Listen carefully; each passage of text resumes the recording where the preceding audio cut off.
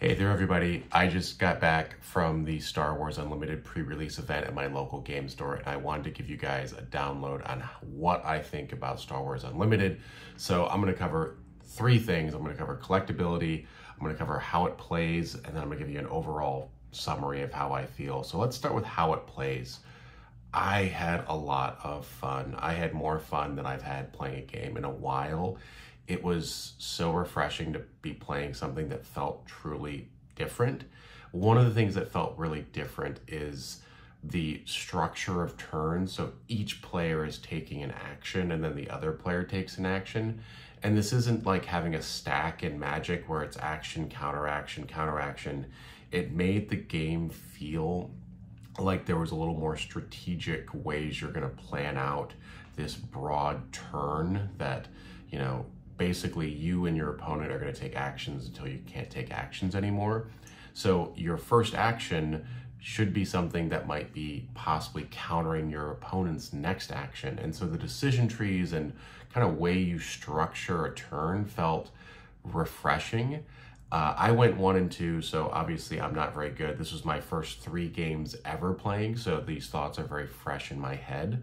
But I actually thought this was a nice change. Yes, there's still resources. Every game, if you're going to call every game a Magic or kind of clone, every game's going to have resources. It's just a fact that you need to deal with some way of, creating resources. And I thought that the resource mechanic, which basically every turn you can gain 1 more resource, is fine. That's like a nice way to ramp. You can have like a natural ramp up rather than something a little overpowered. There's also leader cards and command bases, if you will. The bases, basically the game ends when your base dies, so your opponent is trying to kill your base. There's a space and there's a ground arena.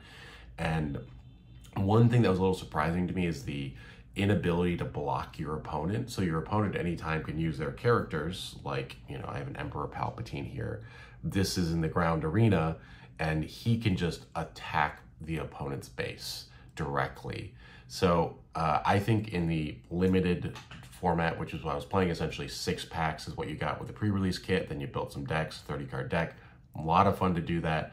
Made some new friends, by the way. I always recommend people play in game stores. It's so nice to meet other people that play this stuff. But, it can be really hard to counter removal in limited formats. So I found removal was pretty powerful because otherwise your opponent can just directly target your base. And it felt like there's a few sort of ticking bombs that are just going off like, hey, if I can't stop my opponent, my base has 30 life, they're doing 6 damage a turn. That means this is over in 5 turns. So there definitely felt like there's some built-in little tickers that were just going to go off unless you could counter them. And the only, the way to counter them is through removal or, directly engaging your opponent. There's definitely some parts of this that feel like other games. A card comes in and it has summoning sickness or whatever it is, galactic sickness, whatever. So I thought it was a lot of fun to play. I'm kind of eager to play again. I built this 30-card deck out of 6 packs, and I'm thinking maybe I'll build a 60-card deck. I don't know if it's kind of bitten me totally, but I had a blast playing. It's just nice to play something that is simple-ish. Sentinel, which is basically Defender, seems like a really powerful ability in the limited format. I can't speak to Constructed. I've only played 30-card decks. Next, let's move on to collectability. So I actually think this game, the art is warming up on me a little bit, and out of 6 packs, I pulled 2 Palpatines, which is, I think, pretty good. They're only rares, but, so on this one is what's called the hyperspace treatment. So it's essentially borderless, and this is the normal one here.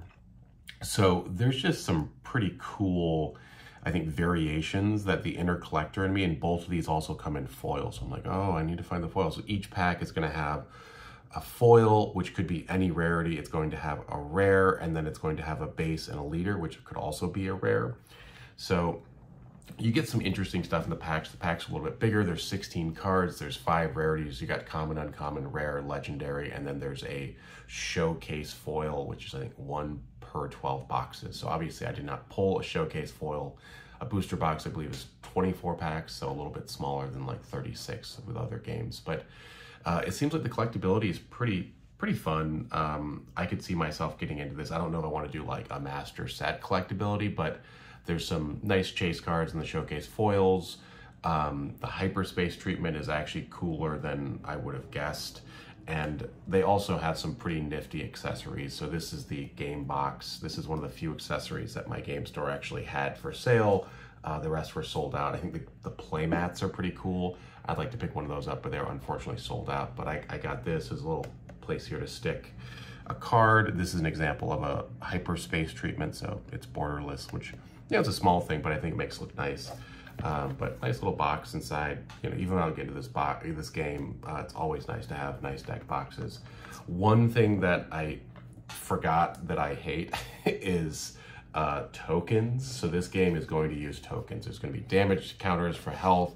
There's going to be keeping your base's life straight. So there's going to be a fair amount of tokens, probably more so than other games.